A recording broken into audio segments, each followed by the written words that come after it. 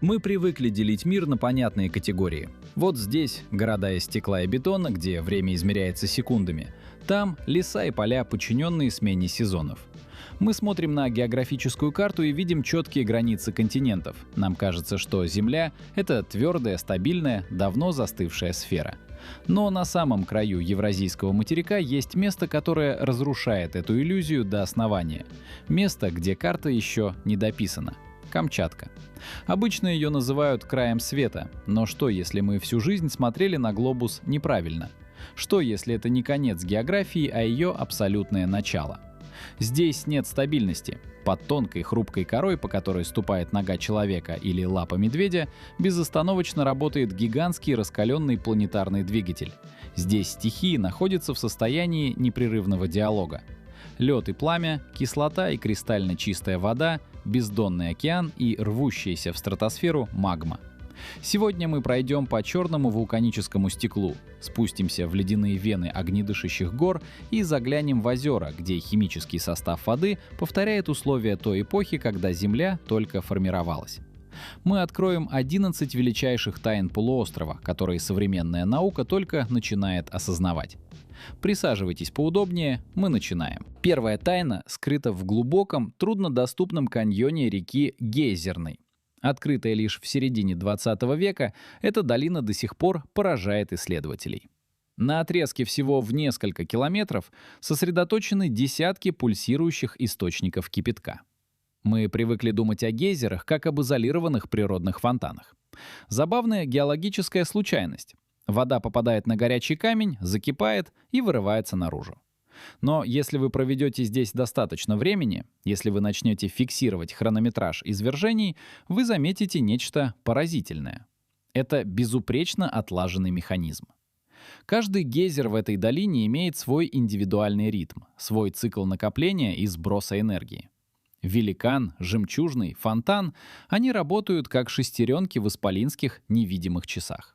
Но самое невероятное выяснилось, когда гидрологи составили общую математическую модель долины.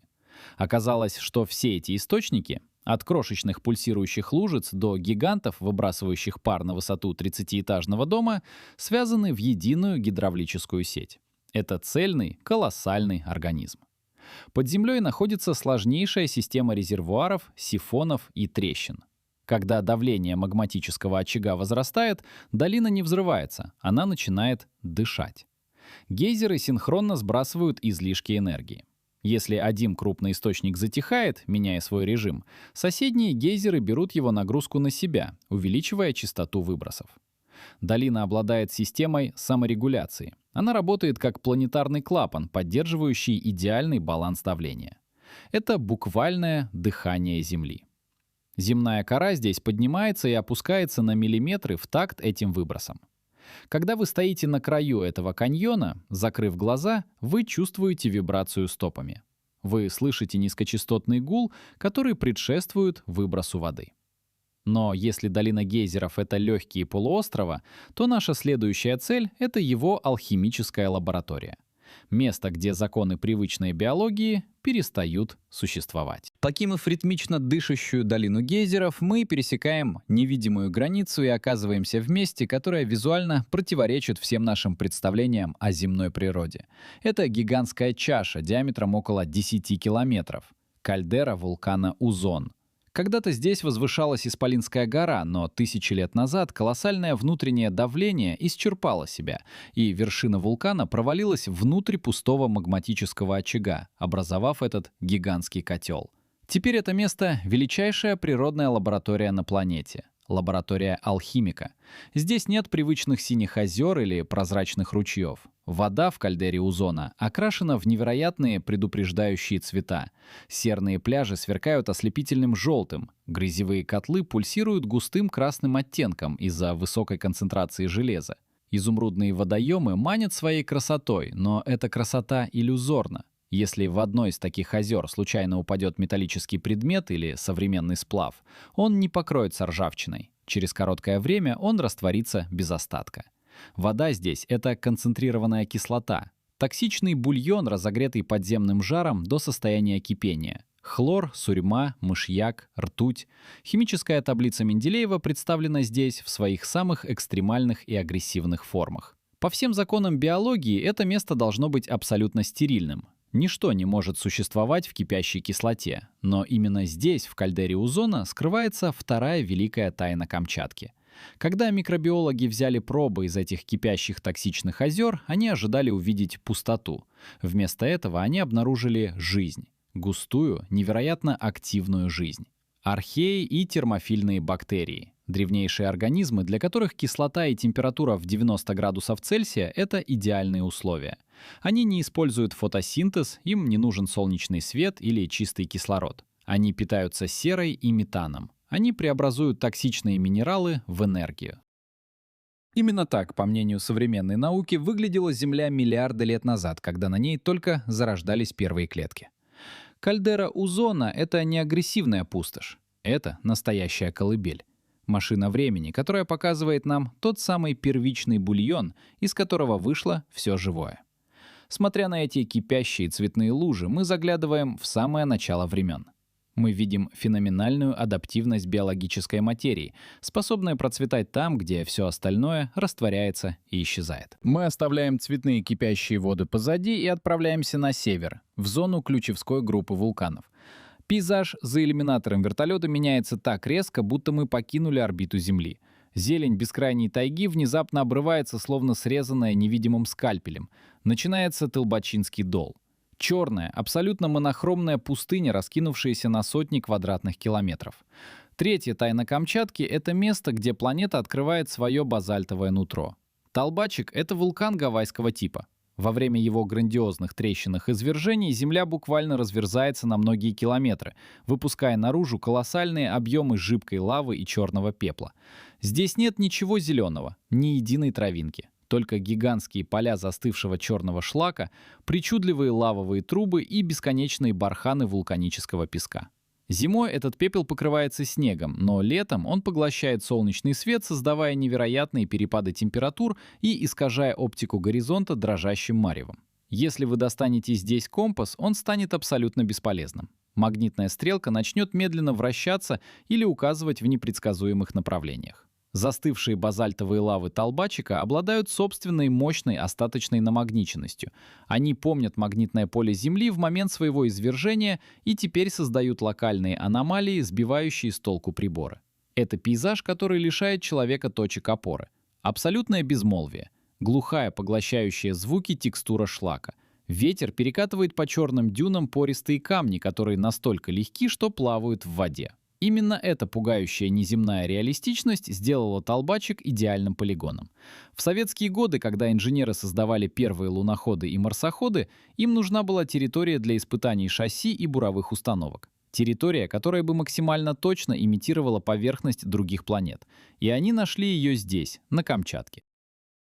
Металлические колеса космических аппаратов прокладывали свои первые колеи именно в этом черном пепле. Толбачик — это напоминание о том, что наша планета — часть огромного космоса. Здесь, стоя на остывшем черном базальте, можно физически ощутить холод и величие других миров, не покидая атмосферы Земли. Перенесемся на самый юг полуострова, поближе к берегам Великого Курильского озера. Здесь, среди густых непроходимых зарослей кедрового стланника, спрятана четвертая геологическая аномалия, которая веками внушала трепет коренным народам Камчатки — ительменам. Вы идете по узкому ущелью, пробираясь сквозь зеленую чащу, и вдруг лес расступается.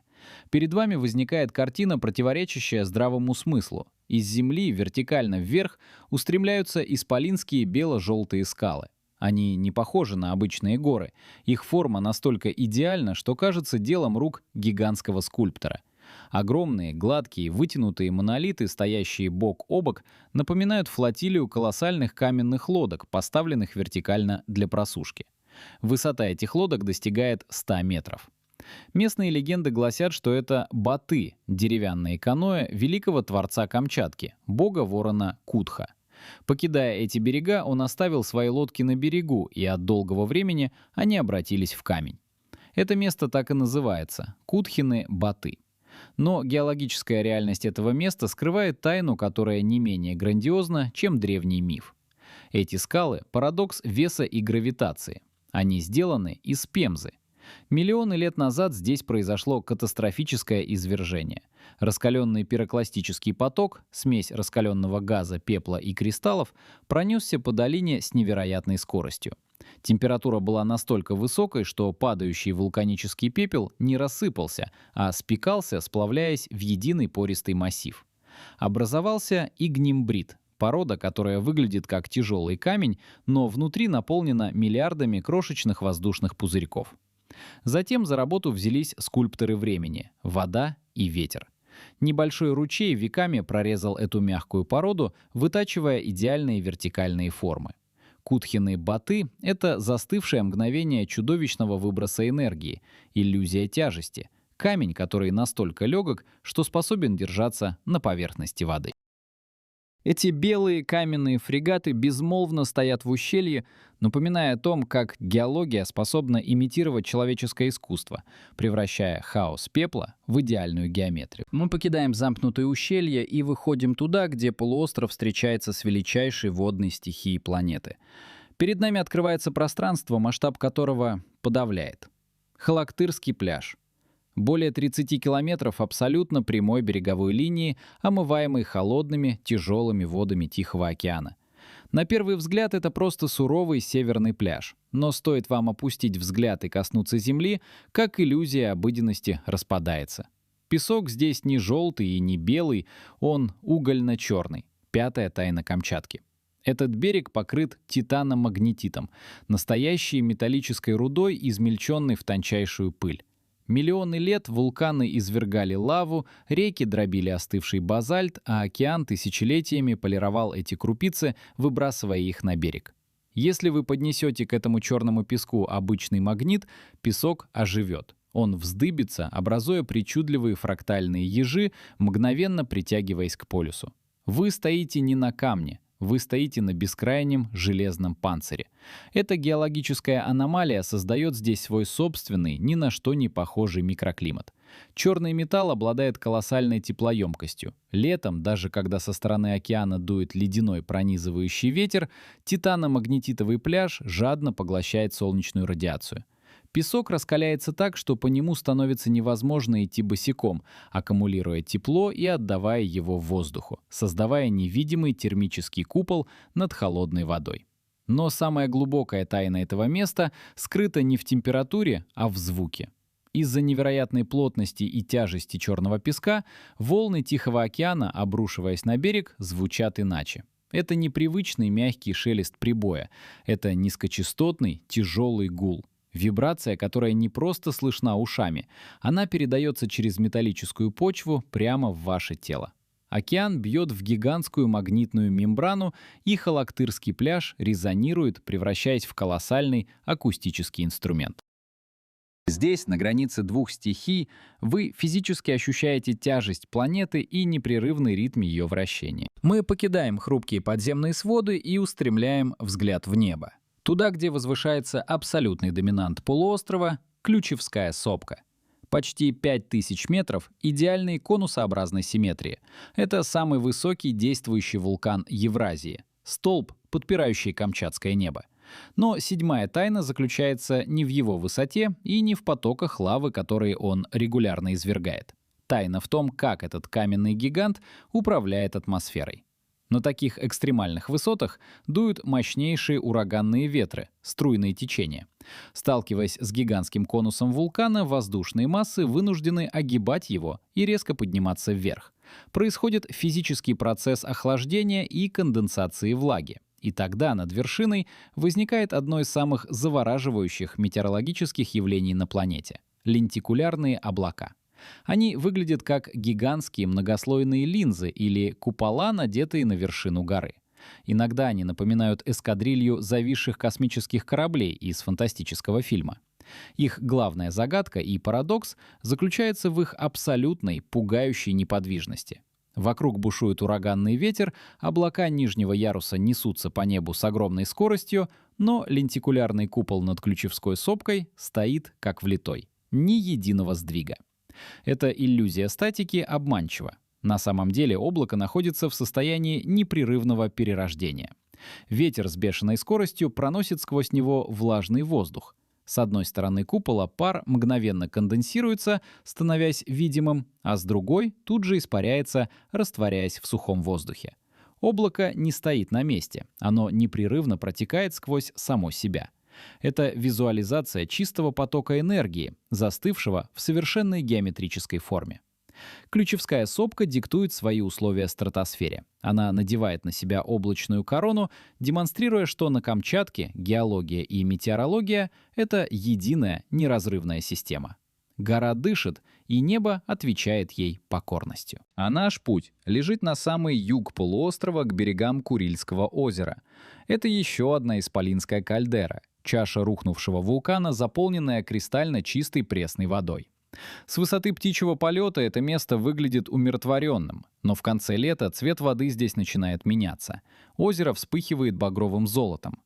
8-я тайна Камчатки — это величайшая биологическая загадка, ответ на которую скрыт в нейронных связях и магнитных полях.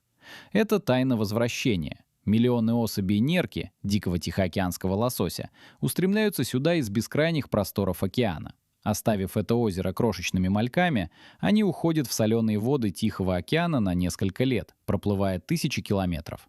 Но когда приходит время великой трансформации, они возвращаются. Они находят ту самую крошечную заводь, тот самый ручей, в котором появились на свет. Как они находят путь в безграничном, лишенном ориентиров океане? Долгие годы это оставалось загадкой. Лишь недавно наука начала расшифровывать этот навигационный код. Оказалось, что в мозге лосося присутствуют микроскопические кристаллы магнетита. Рыбы буквально видят магнитное поле Земли. Они считывают магнитные линии планеты, как мы читаем карту, выстраивая безупречный вектор к берегам Камчатки. Но магнитный компас может привести лишь к континенту. Чтобы найти точный исток, включается другой, еще более древний механизм — обонятельная память. Вода каждой реки, каждого ручья имеет свой уникальный химический состав. Растворенные минералы, запахи хвои, состав почв — все это сливается в неповторимый молекулярный штрих-код. Лосось помнит этот запах с момента своего рождения. Он плывет против течения, безошибочно выбирая нужные повороты, следуя за тончайшим неуловимым шлейфом родной воды. Их путь — это не борьба, это акт величайшей самоотдачи. Достигнув цели, завершив свой цикл и дав начало новому поколению, они не исчезают бесследно. Они растворяются в этой экосистеме. Их тела становятся питательной средой для планктона, который будет кормить их мальков. Они отдают свою энергию камчатским медведям, белоплечим орланам и даже деревьям. Ученые находят изотопы морского углерода в годовых кольцах кедров, растущих по берегам нерестовых рек. Курильское озеро — это идеальный замкнутый круг. Место, где океан каждую осень добровольно отдает свою энергию суше, поддерживая пульсацию великого камчатского леса. Покинув пресные воды, мы выходим в открытый Тихий океан, в колоссальную акваторию Авачинского залива. Площадь этого залива такова, что в нем могли бы легко поместиться несколько крупнейших мегаполисов мира. Но нас интересует не его поверхность. Мы опускаемся вниз. 9-я тайна Камчатки скрыта там, куда не проникает солнечный свет. В абсолютной темноте и ледяном холоде континентального шельфа. Здесь, на глубинах в сотни и тысячи метров, происходит невидимое столкновение двух стихий. Холодные тяжелые океанские течения встречаются с геотермальным жаром, пробивающимся сквозь тонкую океаническую кору. Дно залива изрезано подводными каньонами и усеяно гидротермальными источниками — черными курильщиками. Из них в ледяную воду под огромным давлением вырываются перегретые минеральные растворы. Этот парадокс температуры химического состава создает изолированную инопланетную экосистему — биологию, которая не зависит от Солнца. Вместо фотосинтеза здесь царит хемосинтез. Бактерии перерабатывают сероводород и метан, становясь основой для пищевой цепи, которая поражает воображение. Условия ГКАН экстремального холода, чудовищного давления и избытка минералов приводят к феномену абиссального гигантизма. Свет прожекторов исследовательских аппаратов выхватывает из мрака существ, чьи размеры и формы не укладываются в привычные рамки. Гигантские губки, живущие тысячелетиями. Огромные трубчатые черви, вестиментиферы, достигающие в длину нескольких метров, у которых нет ни рта, ни желудка. Они существуют в абсолютном симбиозе с бактериями внутри себя. Ракообразные невероятных размеров, медлительно передвигающиеся по дну, словно механизмы луноходов. Это бездна — зеркальное отражение Камчатской суши. То, что на поверхности выглядит как вулканические пустыни и кислотные озера, здесь, под огромной толщей воды, принимает форму медленных, величественных оазисов жизни, скрытых в вечном мраке. Авачинский залив хранит в себе ключи к пониманию того, как жизнь может адаптироваться к условиям, которые мы считаем абсолютно непригодными, расширяя наше представление о границах возможного. Возвращаемся на сушу к подножию вулкана Кихпиныч. Здесь, среди невероятно живописных сопок, скрыто место, которое заставляет говорить шепотом. Это узкое, глубокое ущелье, по дну которого протекает небольшая река. Склоны поросли густой изумрудно-зеленой травой, а земля местами окрашена в лимонно-желтые тона серных отложений. 10-я тайна Камчатки — это геологическая ловушка времени. Место, где природа ставит биологические часы на вечную паузу. Мы назовем его ущельем спящих. На первый взгляд это райский уголок, но если вы прислушаетесь, вы заметите нечто странное. Здесь нет пения птиц. Здесь не гудят насекомые. Воздух абсолютно неподвижен, листья на деревьях не шелохнутся. Ущелье представляет собой природный резервуар. Из-за уникального рельефа здесь отсутствует циркуляция воздуха, а из микроскопических трещин в земле постоянно сочатся тяжелые вулканические газы — углекислота и сероводород. Они тяжелее кислорода, поэтому не поднимаются вверх, а скапливаются на дне ущелья, образуя невидимое прозрачное озеро газа. Когда лесные обитатели — лисы, росомахи или медведи — спускаются сюда, привлеченные теплом земли или красотой ущелья, они попадают в это невидимое озеро. Газ действует как идеальная мягкая анестезия. Животные не испытывают страха или дискомфорта, они просто чувствуют непреодолимую усталость. Они ложатся на мягкую зеленую траву, закрывают глаза и погружаются в глубокий, спокойный сон. Сон, от которого они больше не проснутся, переходя в иное состояние материи. Но самое поразительное свойство ущелья спящих — это его способность к консервации. Состав газов таков, что он полностью останавливает процессы разложения. Бактерии, ответственные за распад органики, не могут здесь существовать. Животные, уснувшие здесь много месяцев или даже лет назад, выглядят так, словно они легли отдохнуть всего минуту назад. Их шерсть блестит, их позы естественны и расслаблены. Это место — грандиозный парадокс. Остановка времени в самом сердце бурлящего, вечно меняющегося полуострова. Ущелье спящих напоминает нам о том, что природа обладает абсолютной властью, способной не только создавать формы в огне и пепле, но и бережно сохранять их, погружая в вечный, нерушимый покой. Все 10 тайн, которые мы исследовали до этого момента — гейзеры, химические аномалии, магнитные пустоши и облачные купола — это лишь внешние симптомы. Лишь легкая рябь на поверхности колоссального процесса, который скрыт от наших глаз. 11-я, главная тайна Камчатки, заключается в ее истинном предназначении. Этот полуостров — главный нейронный узел, контрольная панель самого масштабного геологического механизма на Земле. Если мы посмотрим на спутниковую карту Тихого океана, мы увидим гигантскую дугу, опоясывающую половину земного шара. Тихоокеанское огненное кольцо. Цепь сотен активных вулканов и глубоководных желобов. И Камчатка является его ключевым, самым напряженным сегментом. Здесь, всего в 150 километрах от восточного побережья полуострова, под толщей темных вод, скрыт Курило-Камчатский желоб. Бездна глубиной более 10 километров. Это место, где тяжелая, холодная тихоокеанская литосферная плита неумолимо надвигается на Евразийский континент. Словно колоссальный конвейер, дно Великого океана медленно, миллиметр за миллиметром, погружается под земную кору, уходя в раскаленную мантию. Этот процесс называется субдукцией, и именно он генерирует ту невообразимую энергию, которая питает всю Камчатку. Там, на глубине сотен километров, колоссальное трение миллионов тонн камня разогревает породу. Вода, затянутая плитой из океана, вскипает внутри мантии, понижая температуру плавления. Твердый камень превращается в жидкую, насыщенную газами магму. И эта магма, подчиняясь законам физики, начинает искать выход наверх, прорывая земную кору и создавая ту самую цепь из сотен исполинских вулканов, вдоль которой мы путешествовали.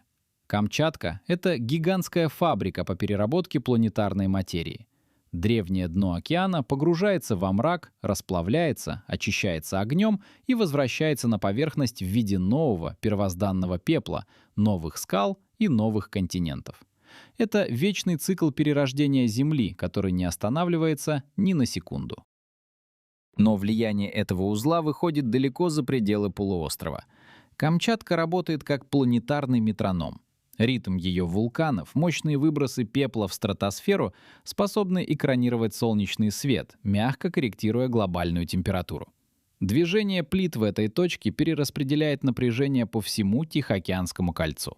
Когда Камчатка делает глубокий вдох, это эхом отзывается на берегах Южной Америки, в Японии и Новой Зеландии. Здесь нет случайных событий. Каждое извержение, каждое дрожание Земли, каждая капля кислоты в кальдере озона — это часть единой, безупречно сбалансированной симфонии. Симфонии, дирижером которой выступает само гравитационное и тепловое поле нашей планеты. Мы начали это путешествие с мысли о том, что Камчатка — это край света. Но теперь, когда картина завершена, становится ясно — это его пульсирующее начало. Пока мы строим наши города, прокладываем дороги и думаем, что подчинили себе этот мир, здесь, на стыке холодных волн Тихого океана и раскаленных недр, Земля продолжает свою великую, безмолвную работу. Она переплавляет старое в новое, она пишет свою историю языком базальта, пара и кристально чистой воды. Эта Земля не нуждается в нас, она самодостаточна в своем суровом, абсолютном величии. Но она позволяет нам прикоснуться к своим тайнам, чтобы мы могли вспомнить, насколько огромен, сложен и прекрасен мир, в котором нам посчастливилось оказаться.